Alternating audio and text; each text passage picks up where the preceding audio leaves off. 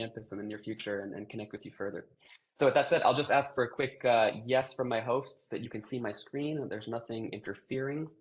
I'm going to move my little, I can see a few of your webcams here on the side. Sorry if I'm darting all over. I've got multiple monitors, but this is really to help me see everything possible. So it does look like a square format. I'll work in the future on getting a nice widescreen format, but here we go without any further ado.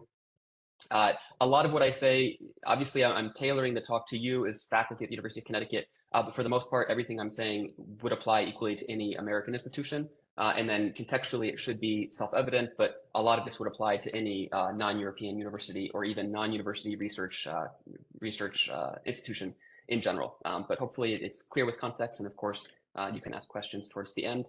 And for me, it's completely fine if this is a bit informal and in the chat, you want to share some questions that I can read during the break and also clarify a bit further. So to reiterate one more time, we are EURAXESS, an official team of the EU, where the name is supposed to evoke European access, and we're just the free contact points of yours on the ground to answer any and all questions about higher education in Europe. There are some areas that technically don't fall under our purview, but we're always happy to connect you either to the diplomatic colleagues who handle those or Europe-based representatives who in absence of are being trained in those areas, can answer for you. So I'll start with a primer on just our website. So for the most part, when you go to the EURAXESS homepage, which I'll share in the chat shortly, you'll see a strip at the very top with different sections. These are the main sections that I think when people bookmark the website and go over, it can be a bit overwhelming at once. So the main, I call the bread and butter of EURAXESS is a jobs and funding portal. It's the majority of posts you'll see are in academia in Europe, but there's no limitations on any of this. So you as faculty at UConn could post opportunities on this board, knowing that it would largely be seen by Europeans, but it's also going to be seen by people of all nationalities and backgrounds in the United States. So to complement whatever job boards you're using currently, it also is completely free, and it takes a tiny bit of extra effort just to copy and paste a lot of that same information into the EURAXESS jobs portal. Next is the partnering tool and hosting. This will make a lot more sense in some upcoming slides when I explain what it means to host, because a lot of the EU funding that I'll present is for people to cross the Atlantic in either direction to be hosted by an institution of their choice. So this is where, for example, UConn, just as you would put a job offer on the portal, and you would put on the same portal, but just a different section, an offer to host someone, so that Europeans would find your offer, your area of expertise, your research field, perhaps by filtering you, saying they know they want to go to the United States, they know they want to study marine science, but they don't know which university they want to have a letter of support from, and they would filter through a smaller number of schools that have actually proactively posted, and they would find your offer there, be in touch with you, and then they would apply to the EU, and if they're successfully funded, they would then come to you. But I will speak to that a bit further. This is just the overview. We have some really nice career development tools that I hope, I know in emailing and originally meeting Kay, there was some enthusiasm for some of the free tools that are available there, especially during the pandemic. We really hit the ground running with adding a lot of interactive online tools and other information there. So I think that could be a great resource you provide to your researchers as well. And then I, of course, with my colleague, we're your two main points of contact on the ground here in the United States. But within every European country, you'll have a national portal, basically a national website that's just like the EURAXESS North America website, and it's designed to give you country-specific expertise. And then if you have if yourself as faculty or researchers that you want to encourage to go to Europe for the next stage of their career, if they're earlier in their career stages, they would be able to provide country-specific, region-specific, and field-specific expertise. So of course, you don't need to worry about identifying exactly how to find these people. You can all come through me. My job is just to be a connector of researchers and institutions. And like I said, everything's free. So there's no free lunch, but in this case, there's free information going back and forth. So it's really just my job to be able to say that I've helped researchers deepen their connections to Europe. So don't hesitate to ask any and all questions, no matter how specific or how general. And then is that overview. Like I said, there's that really big team in Europe. And then there's one or two of us in all of these different, what we call hubs, but these are the offices of ours outside of Europe.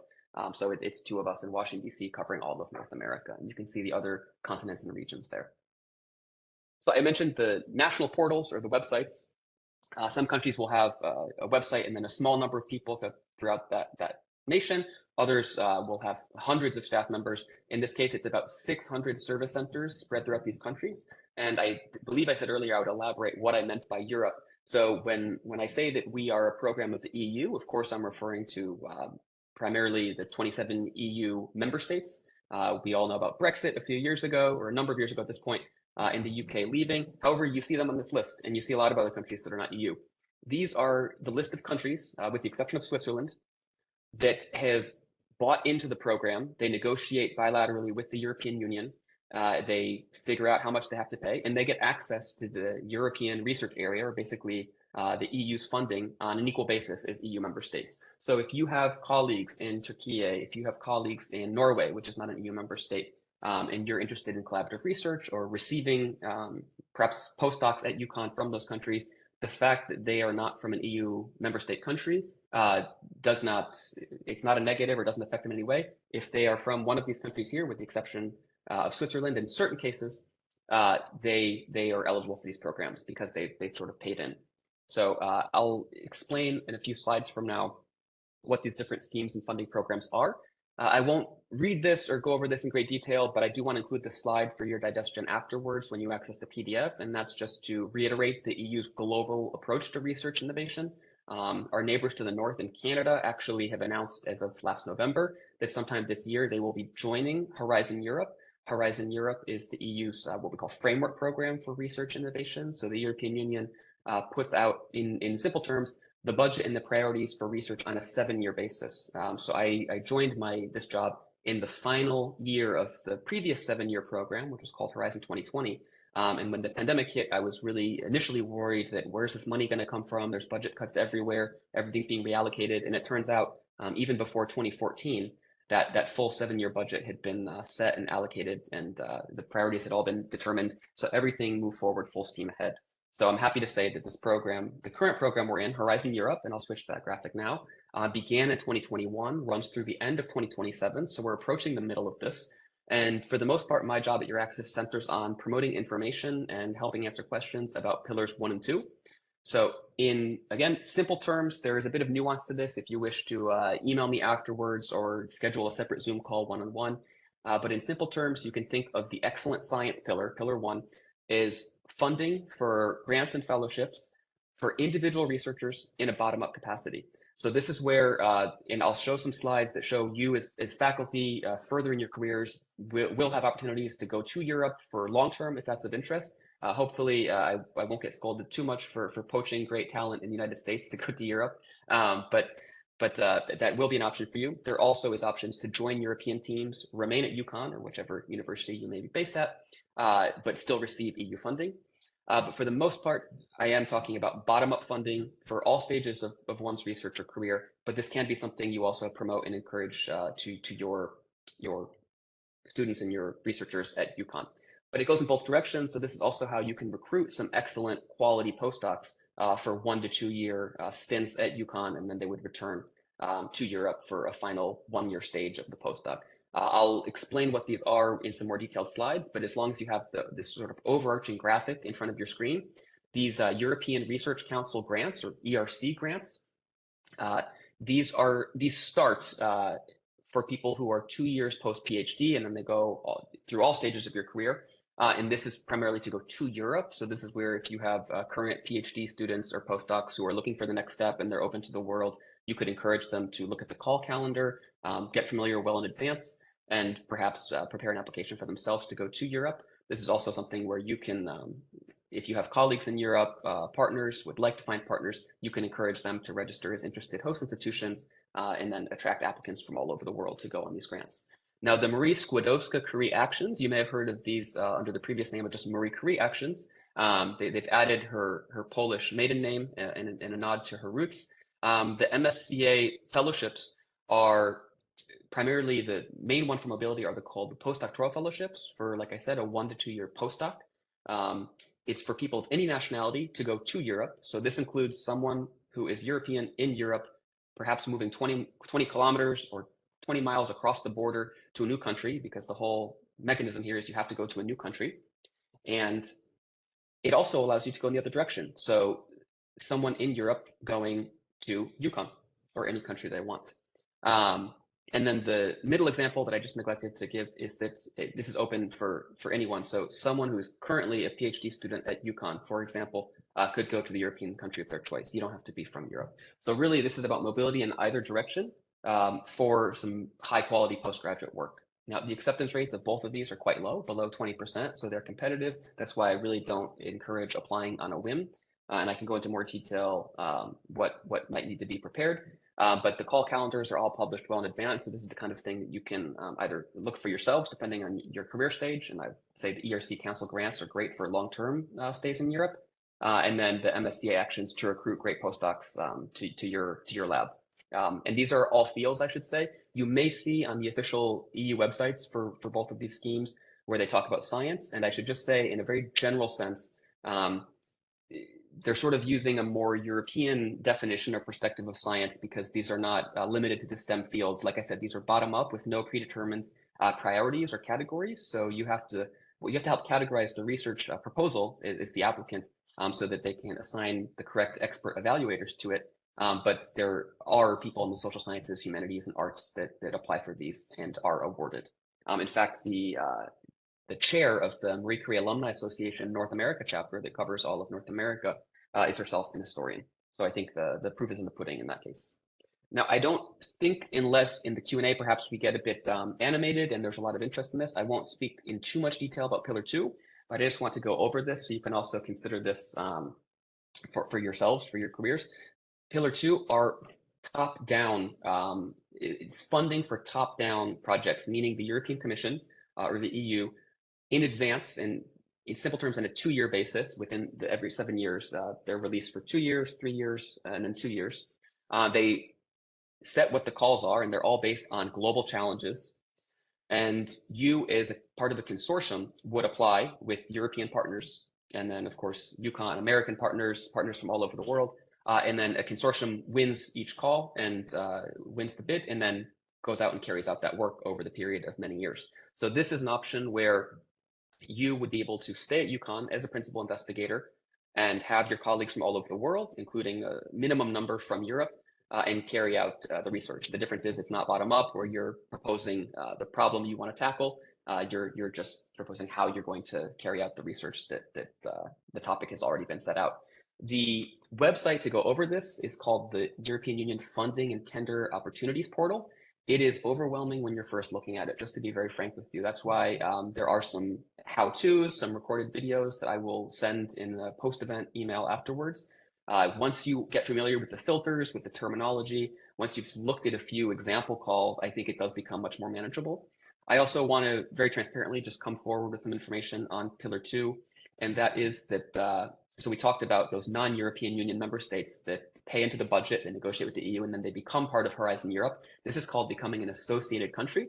Excitingly, Canada is in the process. This year, they will become an associated country with Horizon Europe, which began in 2021. It's the first time the EU has opened it to countries that are not in the wider European neighborhood. So for a long time now, countries like Turkey and Tunisia have paid into the budget because they're in that wider region. But New Zealand last summer became the first country. Canada will follow, and then actually South Korea will follow for the beginning of 2025. There's a lot of interest in this, but I think the US is a very large and popular research destination. I don't think there's any expectation that the United States would want to enter Horizon Europe.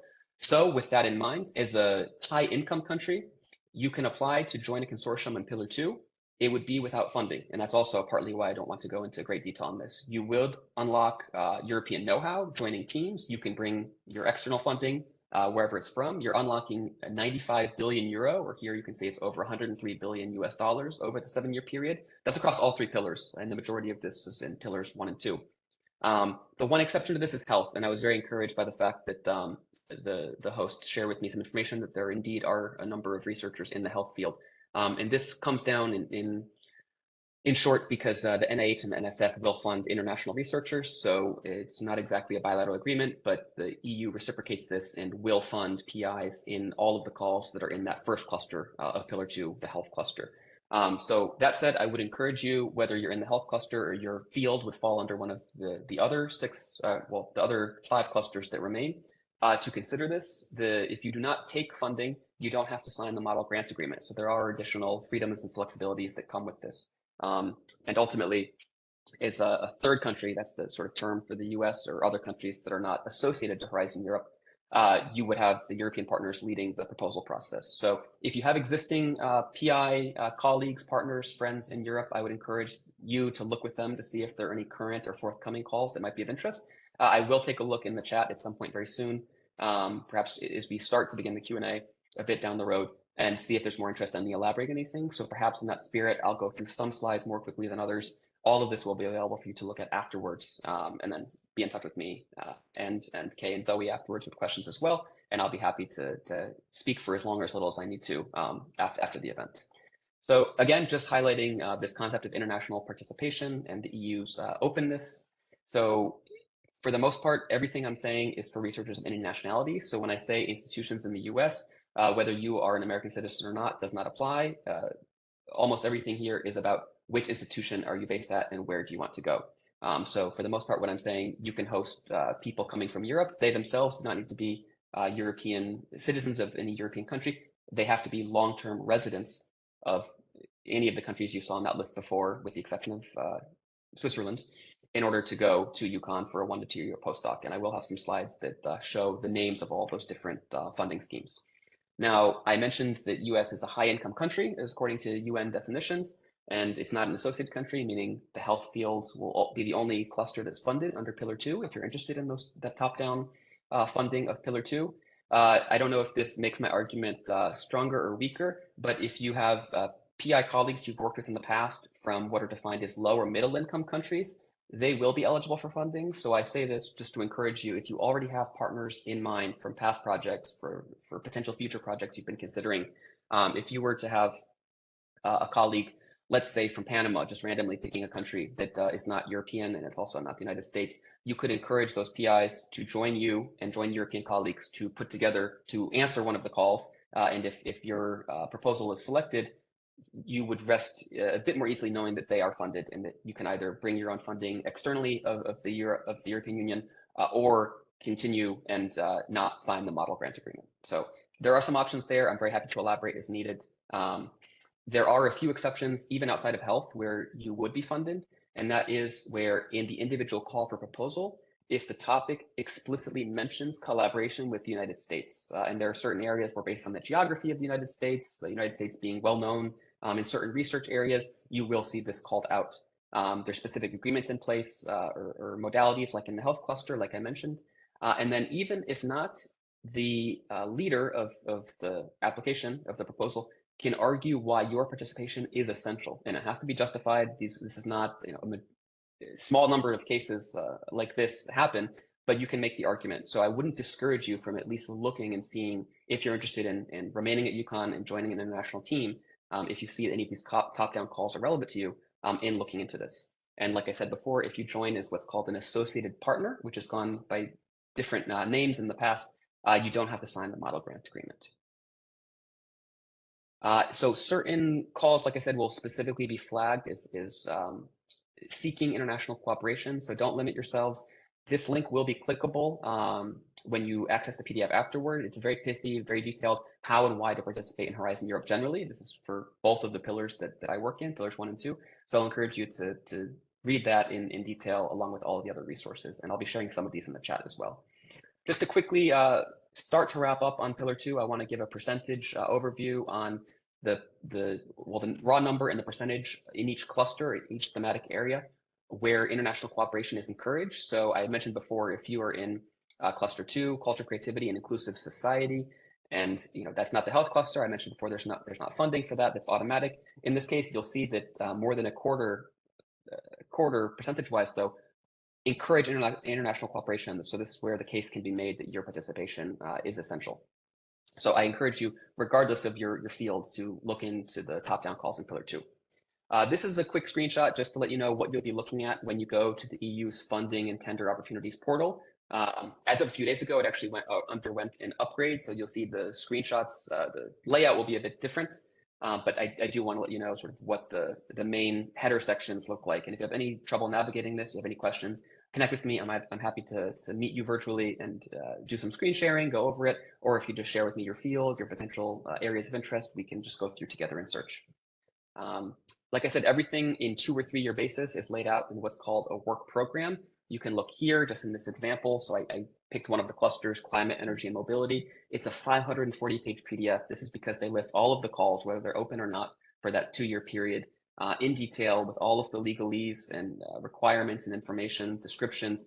So the website's the more easily navigatable section of this, but the PDFs act as the overarching sort of official documents. So I'll encourage you to do that. You can do Command F, Control F, search for your keywords and topics, and also go through and read in more detail. This is also where you can see, hopefully you can see my cursor here. You can go to the website, make sure that you're searching for Horizon Europe, and then type in your cluster along with any keywords. You can flag if international cooperation is encouraged or not, and whittle down. For example, I gave that quarter, roughly that quarter in cluster 2 of calls that do encourage international cooperation. And this is where you can perhaps start your search and more easily go through what are hundreds of calls and options. So let me continue here. And this is a screenshot I think I was originally trying to get to. The cross-cutting priority would be international cooperation. Of course, you can also select other filters there. So I've mentioned before, if you have existing partners, whether you do or don't, researchers, PIs at other institutions will be strong future colleagues of yours. You can find those who have experience in the previous 7-year framework program, Horizon 2020, or different modalities that have existed for staff exchanges. If you have a rough idea, if you're interested in a particular country, whether it's going there short-term, long-term, or receiving postdocs from there, be in touch with us. We will connect you with European-based national contact points or ourselves do our best to try to answer your questions. There's also on the EURAXESS website a partnering tool, and it's a simplified version of a tool like LinkedIn, but perhaps without the interactive networking features, where you can simply register your interest, your fields of expertise, your research areas, and either search for others who have done the same or hope that others will find your information and reach out to you if there's some synergies there. There's a similar concept on the funding and tender opportunities portal, partner search page. This is also attached to each individual open call. So this can be, if you find out of hundreds of calls, 1 or 2 or 3 that might be relevant to you, you can register your expertise, and this in parallel registers it on this what's called the partner search page. And then other PIs who are considering applying for this, because it's consortium based, remember, can then be in touch with you and decide, yes, we like the synergies here. Let's all form a consortium and apply together. And particularly when you're outside of Europe, if you don't have an existing strong network across the Atlantic, this can be where you start to find people. One of the major tools to search for past projects is called Quartus. This, from the early 2000s, will list any past funded research project along with other EU funded items, but this is what I use for research. So this is where you can search, for example, what were past funded programs from US universities. So even expanding the scope beyond UConn, you can find, well, which universities in the US have been successful in applications? Maybe I can see what the topic was about, or contact those who carried out the research and get their insights for more information. And I'm happy to sort of engage in some hand-holding along with you and help you in this search if you'd like. There are also national contact points. This is exciting because when I had previously given my last talk to UConn to researchers at the earlier stage of their career, this was in the process of being established. As of now, there are thematic NCPs in the United States, also in Canada. Before, in all the years on the job and with my predecessor, there were not NCPs because the country itself nominates them. And the US has not been interested in nominating them up until recent times. So it's very exciting now that in addition to connecting you with European-based colleagues, we also have local researchers and university representatives in the US who can answer perhaps more US-specific questions for you. And then to complement our websites, and we have flash note emails, which go out twice a month, and then we're very active on social media. We'll share different opportunities, including short-term and long-term funding alike, on the different channels. So I'd encourage you to follow and like and so on and so forth. So these screenshots will give a little bit of context of what I've just been mentioning. There is the funding and tender opportunities portal, the partner search. This is where you can, for example, here, narrow down a specific European country you might be interested in, or you can type the US and then see what other sort of counterparts or colleagues of yours in the US have done, and perhaps see if they've been successfully funded in the past. You just want to make sure that you are filtering in Horizon Europe, because this alone will have 20,000 people who have already registered themselves for this. Everything's free. It's vetted by humans to prevent spam, so you don't have to worry about this sort of being malicious or taken over by scams and spam. So move forward with confidence with this and with the EURAXESS partner search portal. All of this exists under the umbrella of the EU. So there's a lot of different websites. This is why I say I'm throwing a lot of information at you. I don't expect it all to stick right away. There's the EURAXESS website. The screenshot now you see is the European Union's Funding and Tender Opportunities portal. And then I mentioned before Cordis, which is the tool to find all past programs. I have a screenshot in my next slide where, for example, I had the organization country set to the United States, and then organization name, I put University of Connecticut just to see. And I was able to find 10 results from some more recent, some older, for UConn participation in the past. And this is in both pillars. So being involved in individual researcher mobility in either direction, but then also in UConn-based PIs joining international consortia. So the screenshot, it's two screenshots stitched together here. You can see the lone PI in the US or even in the American continent here was a UConn researcher. This was a number of years ago. It was led by, I believe this would be a French PI, and then you can see project partners all throughout Europe. So, and they all have a name in uppercase, every single project. So you can see this is called Cold Molecules, and there's going to be a description of this 4.5-year project in more detail. If you see the very top of the screen, it should say see UConn results here. That link will take you directly to a Cordis search where you can just see what those 10 results are in full. And of course, don't limit yourself only to looking for UConn examples. Look for other US examples just to see what it looks like for American participation in EU international consortia. So I sort of went out of order in the sense of starting with Pillar 2. I want to spend the majority of the remainder of my time on Pillar 1. So the first section you saw on Pillar 1 in that overall Horizon Europe graphic before was European Research Council. So just with the EU's global approach to research innovation, ERC grants, for the most part, are for going to Europe. This would not be for sabbatical. I think I don't have any straight up information on EU level funding or support for sabbaticals. This is perhaps where it can be more useful to look at the offerings of the national governments, the countries themselves.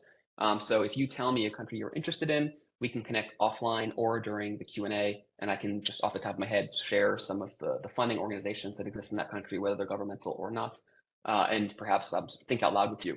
One area where I mentioned before that ERC grants are primarily for individual researcher mobility, and they're of course bottom up. One exception to this is if you look, for example, at the synergy grants here, one principal investigator can be based outside of Europe. So this is where if you are further along in your career, you and 2 to 4 other PIs who would be based in Europe would get 10 million euro over the course of 6 years. So I mentioned the sabbatical part just because I know there's some interest on short-term physical travel and stays in Europe. And I think there's no EU mechanism I can speak to in short on that. I think this is where we can connect more individually on individual countries. But I also just want to show some of the conversion here on what these look like in US dollars and then some of the requirements. So the order here is sort of in rows, left to right, top down. So I think starting grants, for example, can be what you recommend your current PhDs and postdocs look at if you're just trying to encourage them to look at what might be on the horizon for them. For example, these are competitive, but if you were awarded a starting grant, you would be going to any one of those countries in that screenshot from before, including Switzerland, actually, because of an agreement that was recently made about a week ago. It would be $1.6 million over the course of up to 5 years. And you are allowed to keep your appointment or your time at your previous institution if you want, if that works out for both sides, as long as you spend half or more of your time working in that European Union member state or Horizon Europe associated country, you can carry out that grant. So you don't have to spend 100% of your time in that country and 50% or more of your time on that project. So there are a lot of flexibilities with these grants. They're, again, prestigious, they're difficult to be awarded, but it's the goal here is high risk, high reward. As you go further in one's career, 7 to 12 years post PhD, you can get $2.2 million. You still have to spend half or more of your time in Europe on all of these, but it's more money, and the percentage time you have to spend on the project itself goes down because as you're further in your career, the expectation is you can do more with less time spent. This goes up to 2.7 million if you have a significant research track record in the last 10 years. 50% of your time in Europe, that's the same, hasn't changed, but now only 30% or more of your time on the project. And then I mentioned synergy grants doesn't follow in this ladder of increasing career time. This is more just based on, I think, is UConn faculty, perhaps you would consider being the one PI not based in Europe for a very generous $10.8 million over a 6-year period and only spending 30% of your time on the project. But of course, you would need to have your network and apply together with those 2 to 4 6 PIs. And then proof of concept, I won't go into any detail on. This is 150,000 euro or 163,000 US dollars, but this is for previous ERC grant holders. So if you're familiar with ERC and you're a grantee, perhaps I'll recruit you to speak future webinars alongside me, but I can encourage you at this point to look into the proof of concept grants. And this is quite interesting, ERC in general, because you'll see here it's 17% of that overall budget of $103 $103 billion over the 7 years. ERC grants are evaluated on the sole criterion of scientific excellence. So there's no justification of how you will get this to market, how it's going to compete on the market. It's scientific excellence. So like I said, high risk, high reward. There are additional opportunities for researchers in third countries. If you were to be on any of these ERC grants, you get additional funding, what they call startup funding, for the fact that you would be moving to Europe or your PhDs and postdocs that you're encouraging these to apply to these grants, going to Europe. So don't just look at that initial amount that I showed here. It can be up to a 1 million euro additional over that full period. And then you can keep your affiliation with UConn or with whatever your home institute is, as long as, like I said, with that starting grant, it's at least 50% of your time in Europe. And for the synergy grants, it's where you can be the one PI who's not based in Europe. Now I want to switch to the other one because I think there could be some interest here in hosting postdocs. These are the Marie Skłodowska-Curie Actions, or MSCA. So this has a budget of $7.2 billion over the 7-year period. The priority here is excellent science, but like I said, science is not, don't define this like STEM. This is more about quality research in general. And there's worldwide geographic coverage. I won't speak about, let me go to the next slide here, staff exchanges in much detail, but I will point you to a past webinar in the chat once I start the Q&A and I have a chance to copy and paste some links. These also are opportunities for administrative staff, in addition to you yourself as a researcher, as faculty, to go on staff exchanges. So this could be something where perhaps in the short term, this might fulfill the requirement of, I think, a lot of the people who are joining because they're interested in short-term stays in Europe. I'll spend more time talking about postdoctoral fellowships. This is for people who, as of the call end date, the call is open for a short number of months. As of the end date, the applicant has to have their PhD awarded. In the past, the requirement was it had to have been the PhD defense date, but because the difference in time between one's PhD defense and the PhD being awarded can vary so much among the almost 200 different countries in the world, they've really harmonized this. The closing date of the call has to be, one has to be on track to have their PhD by that time, and then once the call's closed, they have to have been awarded it. So it's basically 0 to 8 years of relevant experience in one's PhD field. When I say relevant experience, what I mean is there are formula where you can subtract or carve out time for maternity leave, paternity leave. If you're trying to recruit to UConn, to your lab, a postdoc who is from a country where they have obligatory national service, there's formulas for subtracting that.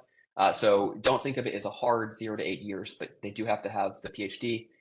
If they're 10, 11, 12 years post-PhD, we can look at the exact formula and see if they might still apply.